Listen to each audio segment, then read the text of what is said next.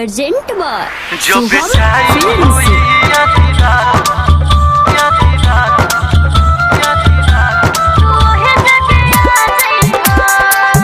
Urgent बार Shubham films.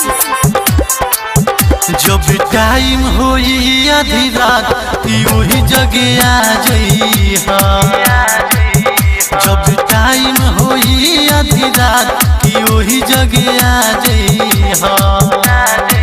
कि जब बंद हो जाई आवाज की वही जगह आ जइहा। आ जइहा, आ जइहा, आ जइहा, आ जइहा। ए राजा मिले जे तनिको सुतार तू हे जगह आ जइहा। आ कोई जाए हो मिल के प्यार तू हे जगह आ जइहा। Mix by Durga recording studio हावे गुलंबर के पास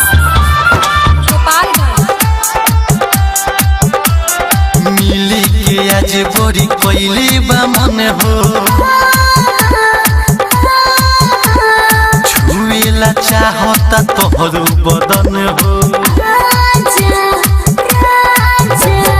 मिलेला आज बड़ी कोइला मन हो।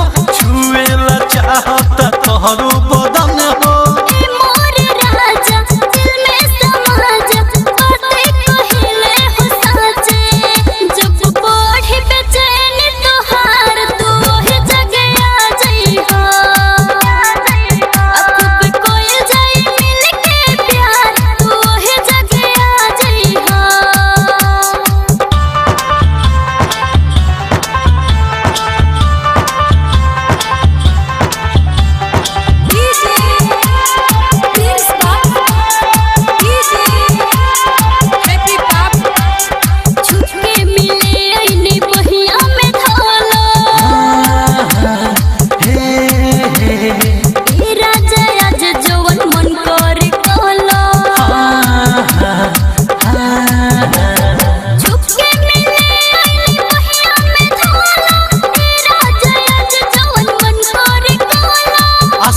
निरंजन पहिल बतिया आ जइहा तू पीछे।